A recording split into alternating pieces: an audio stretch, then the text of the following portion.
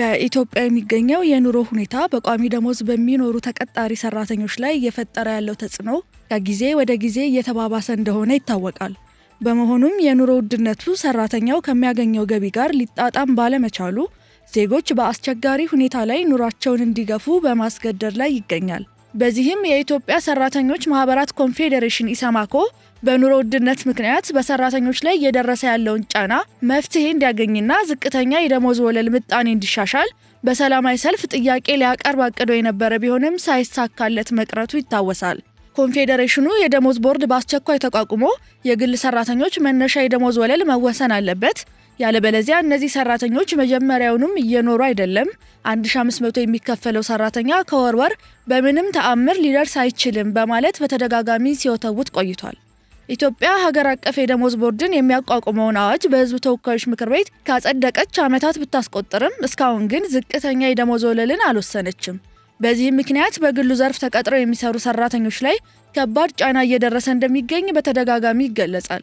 ዝቅተኛ የደሞዝ ወለልን የሚወስነው የደሞዝ ቦርድ እንዲቋቋም ለዓመታት ጥያቄ ቢቀርብም ምላሽ ባለማግኘቱ ጉዳዩን ለሕዝብ ተወካዮች ምክር ቤት ማቅረቡን ኢሰማኮ ከዚህ ቀደም አስታውቆ ነበር። በአሰሪና ሰራተኛ አዋጅ 1156/2011 ዝቅተኛ የደሞዝ ወለል የሚወስነውን የደሞዝ ቦርድ ማቋቋም እንደሚገባ መደንገጉን፣ ይሁን እንጂ ለዝቅተኛ ተከፋዮች የኑሮ ሁኔታን የዋጀ የአከፋፈል ስርዓት ያስተካክላል ተብሎ ሲጠበቅ ዓመታትን ያስቆጠረው የደሞዝ ቦርድ የማቋቋም ድንጋጌ አለመተግበሩም መገለጹ ይታወሳል። ነገር ግን በተደጋጋሚ ሲጠየቅ የቆየውን ዝቅተኛ የሰራተኞች ደሞዝ ወለልን ተከትሎ እየተሰሩ ያሉትን ስራዎች የተመለከተ ቆይታ ከኢትዮጵያ ሰራተኛ ማህበራት ኮንፌዴሬሽን ጋር አድርገናል። ሰላም ጤና ይስጥልን የተከበራችሁ የገበያ ሚዲያ ተከታታዮቻችን፣ በዛሬው የልዩ ጥንቅር ፕሮግራማችን ወደ ኢሰማኮ በመደወል በተቋሙ በተደጋጋሚ ሲጠየቅ ስለቆየው እንዲሁም በዚህ ዓመት ይወሰናል ተብሎ ስለሚጠበቀው የሰራተኞች ዝቅተኛ የደሞዝ ወለልን የተመለከቱ አዳዲስ ተስፋ ሰጪ መረጃዎችን እንዲሁም የግል ሰራተኞችን የተመለከቱ ከተቋሙ ያገኘናቸውን አዳዲስ መረጃዎች እናስቃኛችኋለን። እስከ ፕሮግራማችን ፍጻሜ ድረስ አብራችሁ እንድትቆዩ ከወዲሁ እየጋበዝን በርዕሰ ጉዳያችን ላይ ያላችሁን ሐሳብና አስተያየት በኮሜንት መስጫ ሳጥን እንድታስቀምጡልን እንጠይቃለን። ወደ ጥንቅሩ እንለፍ።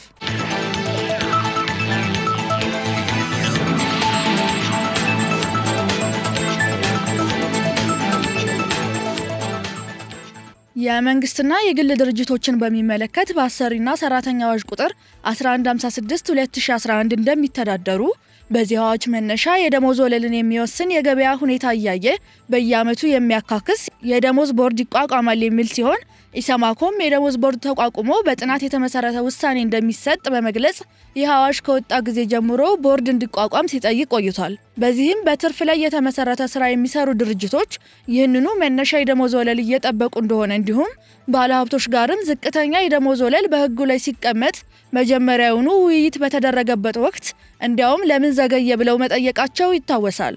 ከዚህ ጋር ተያይዞ ዝቅተኛ የሰራተኞች ደሞዝ ወለል እንዲወሰን የሚያስችል ቦርድን የማቋቋሚያ መመሪያ በሶስትዮሽ ታይቶ ወደ ሚኒስትሮች ምክር ቤት መላኩን የኮንፌዴሬሽኑ የውጭና የሕዝብ ግንኙነት መምሪያ ኃላፊ አቶ አያሌው አህመድ ገልጸዋል። አክለውም በዚህ ጉዳይ አሰሪና ሰራተኞች ሲወያዩበት እንደቆዩ አንስተው እስካሁን የዘገየበትን ምክንያትና ሲሰሩ የቆዩ ስራዎችን አብራርተዋል። የማቋቋሚያ መመሪያው በሶስትዮሽ ታይቶ ለሚኒስትሮች ምክር ቤት ተልኳል ነው።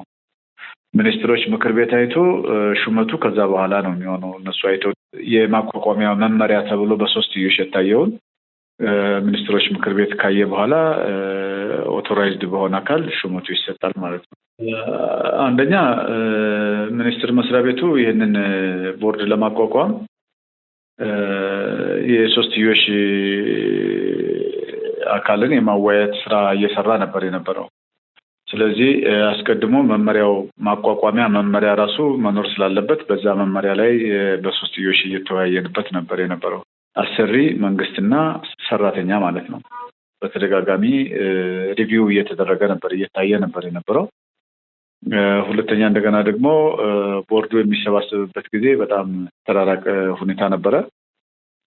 ሚኒስትር መስሪያ ቤቱ አሁን ኮሚትመንቱን ወስዶ በአጭር ጊዜ ውስጥ ቦርዱን የመሰብሰብና የማነጋገር ስራዎች እየተሰራ ነው ያለው። ሁለተኛ እንደገና ደግሞ ግብአት ሊሆን የሚችል ለሚቋቋመው ቦርድ ግብአት ሊሆን የሚችል አሰስመንት እየተሰራ ነበር የነበረውና የሌሎች ሀገሮችን ልምድ ለማቋቋም የሚያስፈልጉ ነገሮች ምንድናቸው የሚለውን ነገር ሚኒስትር መስሪያ ቤቱ ሁኔታዎችን እያየ ነው የቆየው። ሄዶ ግን አሁንም ፋይናላይዝ ተደርጓል ማለት አይደለም። ቢያንስ ቦርዱ አሁን ተነጋግሮበት ተስማምቶበት የማቋቋሚያው መመሪያ ለሚኒስትሮች መስሪያ ቤት ለሚኒስትሮች ምክር ቤት መሄዱ ራሱ አንድ እርምጃ ነው።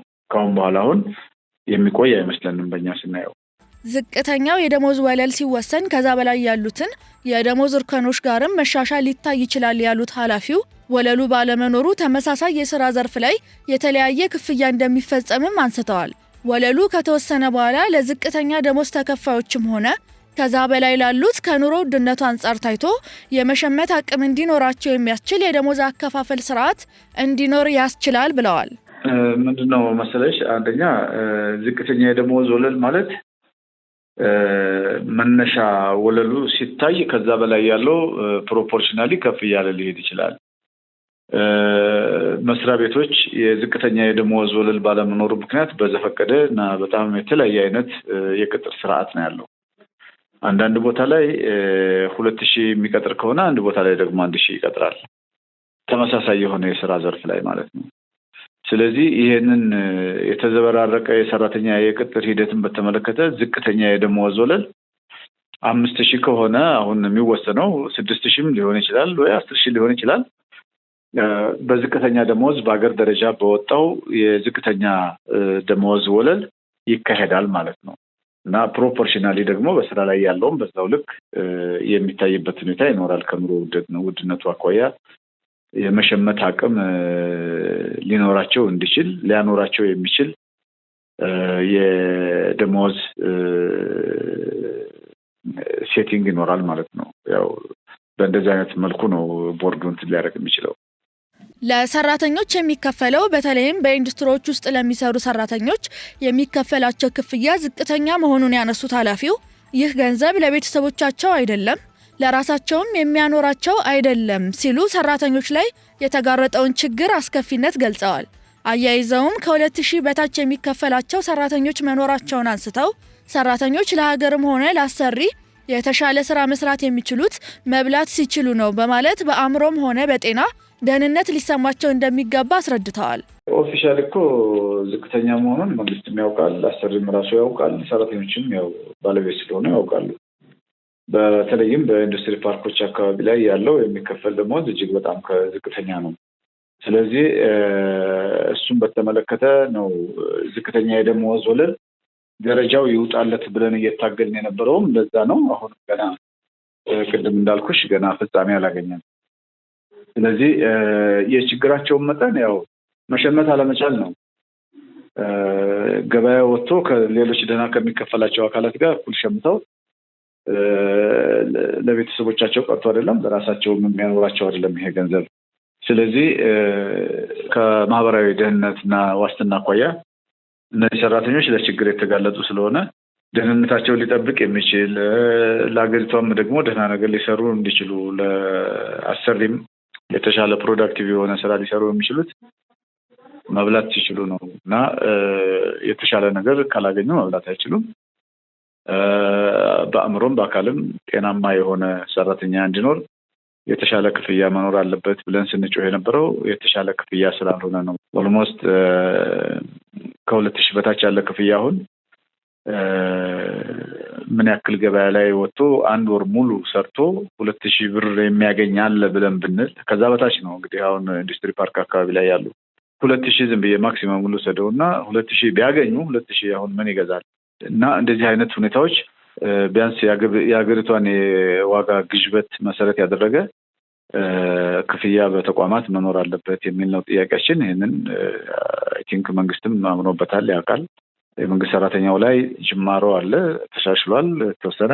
አሁንም ደግሞ በግል ተቋማት ላይ ያሉትም በዚያው ልክ መሻሻል አለበት ብለን የምንለው ስለሚታወቅ ነው ማለት ነው። በሌላ በኩል በአዲስ አበባ ከ60 በመቶ በላይ የሚሆኑት የግል ድርጅቶች ከሰራተኞቻቸው ደሞዝ ላይ ለጡረታና ለገቢ ግብር በሚል እየቆረጡ ቢሆንም ተገቢውን ክፍያ ለመንግስት ገቢ እንደማያደርጉ የአዲስ አበባ ከተማ አስተዳደር ገቢዎች ቢሮ ለገበያ ሚዲያ ማስታወቁ ይታወሳል። የሰራተኞች ደሞዝ፣ የገቢ ግብርና የጡረታ ክፍያ በትክክል የሚከፍሉ የግል ድርጅቶች ከ40 በመቶ እንደማይበልጡና ቀሪዎቹ ከ60 በመቶ በላይ የሚሆኑት ከሰራተኞች ደሞዝ ላይ መንግስት በማያውቀው መንገድ ገንዘቡን እንደሚቆርጡም ተገልጾ ነበር። ይህንንም ተከትሎ መረጃው አላችሁ? ቅሬታስ ቀርቦላችሁ ያውቃል? ተቋማችሁስ ምን እየሰራ ነው ስንል አቶ አያሌው አህመድን ጠይቀናል። ኃላፊውን በምላሻቸው መረጃው እንዳላቸው ጠቅሰው ለአሰሪዎችም ሆነ ለሰራተኞች በጊዜ ለመንግስት ገቢ ማደረጉ ወሳኝ ነው ሲሉ አሳስበዋል። አንዳንድ ተቋማት የማህበራዊ ዋስትና ከደሞዛቸው ላይ ተቆርጦ ሰራተኞች ለጡረታ ማለት ነው ለማህበራዊ ዋስትና መስሪያ ቤት ካልሄደላቸው ጡረታ ለመውጣት በኋላ ከደሞዛቸው ተቆርጦ እየተጠራቀመላቸው ካልሄደ ወይም ደግሞ ፕሮሲጀሩን ተከትሎ እንትን ካላላ አንደኛ ህገወጥ ነው የሚሆነው፣ ለአሰሪዎቹ ህገወጥ ነው የሚሆነው። ሁለተኛ እንደገና ደግሞ ሰራተኞቹም በጡረታ በሚወጡበት ሰዓት አገልግሎታቸው ይቀንሳል። ስለዚህ ይህንን መንግስት በገቢዎች በኩል መሰብሰብ ያለበትን የጡረታ ፈንድ እየተሰበሰበ እንደሆነ እናውቃለን። ግን አንዳንድ ቦታ ላይ ተቋማት ሰብስበው ለፈንዱ ወይም ደግሞ ለኤጀንሲው የአለመላክ አይነት ሁኔታዎች አሉ። ይህም ቅጣት አለው በራሱ። እነዚህ አሰሪዎች ያቆዩበትን ያዘገዩበትን ያክል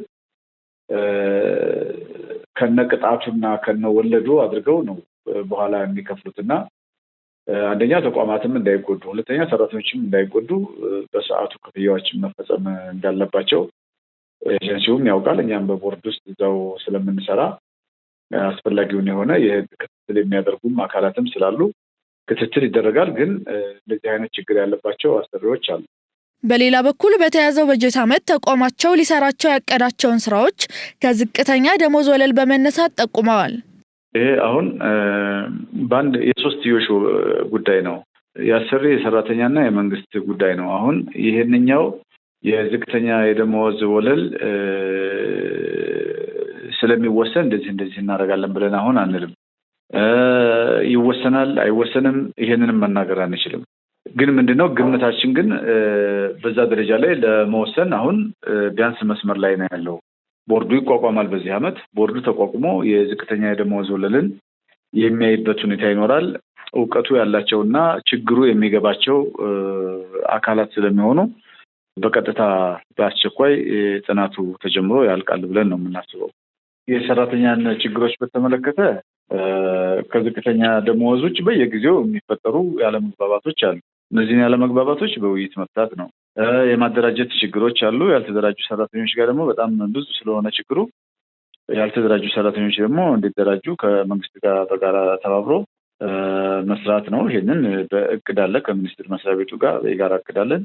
በዛ እቅድ መሰረት ነው የምናደርገው። የተከበራችሁ የገበያ ሚዲያ ተከታታዮቻችን ዝቅተኛ የደሞዝ ስኬልን የሚያስወስን ቦርድ እንዲቋቋም የተዘጋጀውን መመሪያ ተከትሎ ከኢትዮጵያ ሰራተኞች ማህበራት ኮንፌዴሬሽን ኢሰማኮ ጋር ያደረግነው ቆይታ ይህንን ይመስል ነበር። እስከ ፕሮግራማችን ፍጻሜ ድረስ አብራችሁን ስለቆያችሁ እናመሰግናለን። መልካም ጊዜ።